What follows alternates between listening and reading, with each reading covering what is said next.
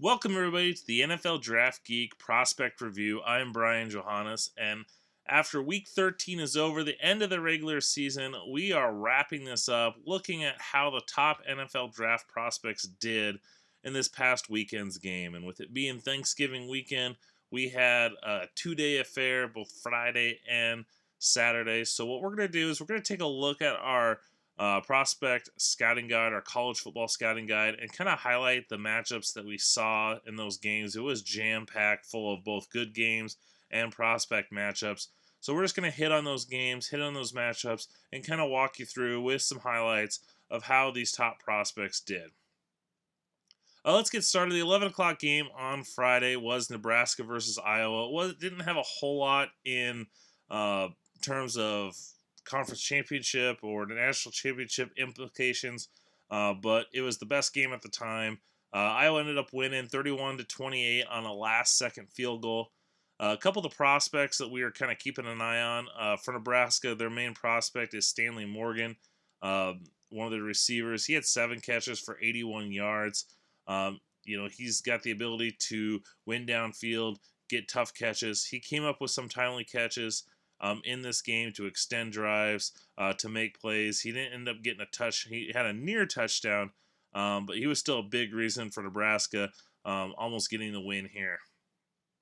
The top 2 prospects in this game were the 2 Iowa tight ends. Noah Fant was the one that we're kind of all familiar with, a top 5 prospect in my rankings. He had 1 catch for 12 yards. So he was kind of held in check. They didn't really look at him too often either. A few errant throws were his way. TJ Hawkinson is another, he's a redshirt sophomore for Iowa. He's really generated a lot of momentum in the draft community. I had liked what I've seen in limited action. There was a comment over the week prior to this game that made the comment that he is considering declaring if he gets the appropriate feedback. He had 5 catches for 54 yards. Not a huge game, but he did a lot of good things. He's a good blocker, so that was a big part of it. But he also just made some timely catches, and Nebraska focused a lot on him and Fant in the red zone, so that kind of limits his numbers there. One player that did have a good game was defensive end Anthony Nelson for Iowa. He's 6'7", 6'8". He had 8 tackles, 2 sacks, a quarterback hit, and a strip sack. He was practically unblockable by the Nebraska offensive tackles. He had a crucial strip sack from Martinez, just using his length to reach in and get knock the ball loose. As I said, 2 sacks prior. He's only a junior too, a redshirt junior, so who knows if he declares or not. But definitely a prospect to kind of keep an eye on, whether he declares or returns for next year. As we move into the afternoon time slot, I kind of, in this case, highlighted some top quarterbacks that were playing. One of those quarterbacks was Mackenzie Milton from Central Florida.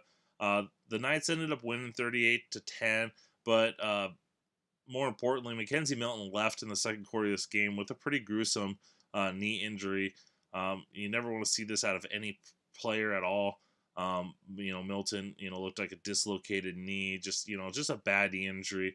All indications, it seems like a successful surgery from the reports. There's word that he was actually walking around today, that being Monday, and that's good signs. Milton's a guy, we just want him to be healthy. We want him to be able to walk around, and hopefully play football again, and that's important. I think at this point he's not obviously not going to the NFL draft. I didn't think he was going to anyway. Hopefully we can see him next year healthy, if not the year after that. Another game with a quarterback that we were looking at was Drew Lock in Missouri versus Arkansas, and as expected, Missouri won 38-0. And Lock, had a pretty solid game in relatively limited action. I mean, not limited action, but they won easily. He was 16 for 25 for 221 yards, 2 touchdowns, and he also had 2 rushing touchdowns on a couple zone reads along the goal line. This was a wet game, very heavy rains throughout, so that kind of limited their throwing. But Locke was able to get the job done, and it's not surprising. He does his best work against the bad teams. But he's also really improved this year once Emmanuel Hall, his top receiver, has gotten back from injury. Hall had 6 catches for 153 yards and 2 touchdowns. Hall wasn't there for Alabama, wasn't there for Georgia. Those were clearly Locke's 2 worst games. Not surprising, they're 2 good defenses. But that's still, to me, I want to go back and watch the tape, don't get me wrong, but I'm still not sold on Drew Lock. He cleans up too much against the teams like Arkansas and has these solid games, and then it struggles against the good teams. And that's definitely something to kind of keep an eye on. But, in a chance in this opportunity, he definitely thrived here. The third quarterback was Justin Herbert, our number 1 quarterback in our rankings, and practically everybody's rankings. Will be really curious. He's been pretty steadfast for the longest time that he's returning. Who knows until he actually does. He didn't have to do a whole lot in this game. The Ducks won 55-15. He has 2 running backs, Dye and Verdell, rushed for 386 yards combined. So Herbert didn't have to do much. He completed 9 of 12 passes for 102 yards and a touchdown. So he did what he had to do. They ended the regular season, and I can't wait to see who they have in the bowl game and see how they do there, and just another opportunity to watch him. All right, Friday night had probably the 2 best, relatively speaking, the 2 best games of the weekend. We had Oklahoma against West Virginia, and that was a score fest with the Sooners winning 59-56, securing their place in the Big 12 championship game. This was the tale of 2 quarterbacks: Skylar Murray for Oklahoma, Will Grier for the Mountaineers. Murray was explosive and electric like we expected, completing 20 of 27 passes for 364 yards, 3 touchdowns. He did end an interception, but he also had 114 yards rushing. Just once again, I put a video out there early. I've talked about this a lot. Kyler Murray is my second-rated quarterback in this class. I think if he were to enter in the NFL draft, he would be a first-round pick, and he definitely shows this here. Oklahoma needs him to have big games week in and week out, and he continues to put that up. If he has a bad game, they're going to lose, and he doesn't. He just continues to produce. It helps having a receiver like Marquise Brown, who had 11 catches for 243 yards and 2 touchdowns. Such an explosive weapon. He can take a short drag route, catch it, and burst through and reel off a long run. He can beat you over the top.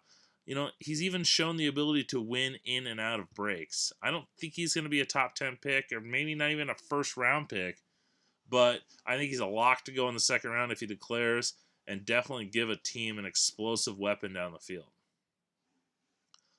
Will Grier was the other quarterback, as I mentioned. He didn't disappoint. He completed 32 of 49 passes for 539 yards and 4 touchdowns. They really attacked the freshman defensive tackle, or defensive backfield for the Sooners, going after their slot receiver. Greg Jennings had 7 catches for 225 yards and 2 touchdowns. Just putting up monster stats out of that slot. David Sills was their other top receiver. He had 8 catches for 131 yards and 2 touchdowns. This game was fun because it was just back and forth. Oklahoma would score, then West Virginia would score, and Will Grier definitely showcased hey, I know you got Justin Herbert and Kyler Murray now, but don't forget about me. Dropping dimes, putting the ball in the exact spot. Really thriving here. You throw practically 50 times for over 500 yards and you don't have an interception. That's definitely impressive. And Will Grier continues to be the top of that second tier of quarterbacks in this NFL draft.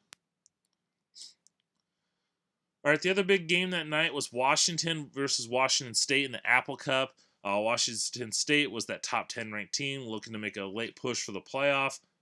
Washington, was the darling. Everyone thought they were going to be a playoff team going into this game, and they ended up winning 28-15, continuing their dominance over the Cougars. Myles Gaskins was a big reason for this. He had 27 carries for 170 yards and 3 touchdowns. This was a snowy game. That snow was coming down hard, so passing was going to be an issue. Jake Browning for the Huskies does not have a strong arm, so they were going to need, especially in those conditions, it was going to be tough for Browning to be able to make throws. So they needed Gaskins to step up, and he definitely did that. I really like him. Explosive back, making lateral cuts, quick to the hole. His long speed can be an issue at times, but he definitely showcased that, hey, I've got it, because he hit a couple long runs. But, kind of a forgotten back in this class, but you definitely keep keep watch out for him. For Washington State, Gardner Minshew kind of struggled at, for the most part. He didn't have his A game, and a lot of that could be because of the weather. He doesn't have the strongest arm. I just broke down his tape over the weekend, and I'm going to do a scouting report video for him. He completed 26 for 35 for 152 yards, and had 2 interceptions. As I said, he doesn't have the strongest of arm, and he's really accurate, short to intermediate, but as that ball goes downfield is where he tends to struggle. And, as I said, with Jake Browning, with the conditions being what they are, it was going to be tougher to throw, and that kind of really limited Minshew in this game. One of those interceptions he had was by Byron Murphy, the redshirt sophomore cornerback for the Huskies, one of the top cornerback prospects in this class. Murphy was able to go up into the end zone and make a catch to, it was going to be probably a deflected pass, batted down pass, because it was into traffic, but he was able to go up and make that interception, prevent them from even getting any points on the board. I'm really curious to see what he does for the draft. As a redshirt sophomore, you never know, but, it's kind of a weak cornerback class, and we lack that elite guy, and if Murphy feels that he could be the top cornerback taken, he very well could declare. All right, let's move on to Saturday's action. Probably the biggest game of the weekend was Michigan versus Ohio State, the 4th-rated team in the college football playoff rankings versus the 10th team, the Big Ten Western Division on the line. Michigan was finally going to come back, but Ohio State pretty much drilled them, winning 62-39. Dwayne Haskins coming into this game, there was a lot of rumor out there that he was set to declare. He had a game, 20 for 31 for 396 yards and 6 touchdowns, no interceptions. He was on. He stepped up into this game big time, showing that arm strength down the field and to make those plays. A big recipient of this was Paris Campbell, who's kind of been relatively non-existent this season. Had a few big games. He really is crucial here. 6 catches for 192 yards and 2 touchdowns. He also had a long rush too. Just completely gashing this Michigan defense that has all this NFL draft talent on the roster. It's one of the best defenses in college football, and the Buckeyes just thrashed it. Mike Weber had a good game. Campbell had a good game. Basically the whole Buckeyes team had a good game. They held Michigan's defense with no sacks, no quarterback hurries, no interceptions. So this much maligned Ohio State offensive line really stepped up and shut down a very good Michigan defensive line. For the Wolverines, Shea Patterson, really struggled. He did get 3 touchdown passes, but he only completed 20 of 34 passes for 187 yards and an interception. A lot of that yardage came late in the game. Keron Higdon had 15 carries for 72 yards. This Michigan offense just couldn't do anything. It just looked old and slow, and Harbaugh's got to kind of look if he wants to get over that hump. Is this a one-game aberration, or is this a sign of, do they need to update their offense a little bit? Moving on, the afternoon game was the Iron Bowl. We saw Auburn, kind of a shell of what they were last year, just getting drubbed by Alabama, winning 52-21. Going into this game, we took a look at Jarrett Stidham and said, hey, he was a guy that we thought with a good season could enter into the first round talk. He's really struggled this year. Struggled again in this game, 13 for 30 for 127 yards, a touchdown, interception. Just really couldn't do a whole lot. Doesn't have a whole lot of weapons around him. And this Alabama defense is just loaded. Outside linebacker Anthony Jennings had 8 tackles, a sack, and an interception. Quinnen Williams had a few tackles, continued to get another sack. They rushed him on the edge a few times, and he showed the ability to still get pressure, coming off that 5 technique. Coming from the inside, he's able to bend around the guards to get after Stidham. Just continuing to just show he's one of the best defensive linemen in the college football. If he declares, I could definitely see him being the first defensive lineman taken ahead of Ed Oliver just based off of size. I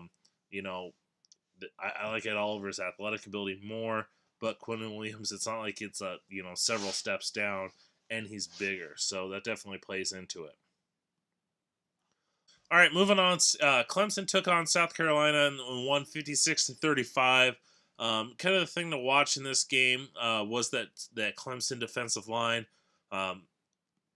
3 guys each ended with sacks. You had Albert Huggins, their reserve defensive tackle, who doesn't get a lot of attention. He's a senior.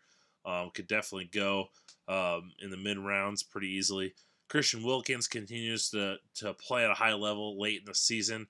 And then Austin Bryant, the kind of forgettable defensive end opposite of Clelin Ferrell. They each had a sack. For South Carolina, Deebo Samuel, their star receiver, he played out. He balled out in this game. 10 catches for 210 yards and 3 touchdowns on a few long catches. Showed his ball tracking skills, the ability to get behind the coverage and make those plays. All right, and let's wrap things up with the late night game on Saturday. That was Utah State versus Boise State. This was a top 25 college football playoff matchup, especially with Central Florida possibly, having troubles against Memphis. This could be the play-in game to see who's going to represent the group of 5. And Boise State ended up winning this game 33-24.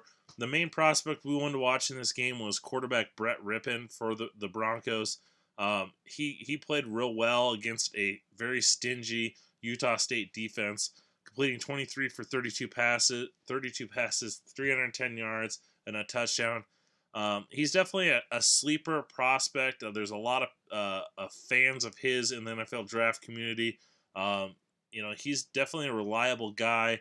Is he going to be that guy that's the considered a top flight backup, a potential spot starter?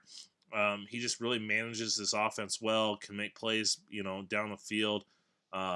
He's better suited, kind of a little bit like Gardner Minshew, in the ability to, really thrive short to intermediate. The longer his throws get, that's when he does have some trouble, but he can still make plays. It's just the consistency factor.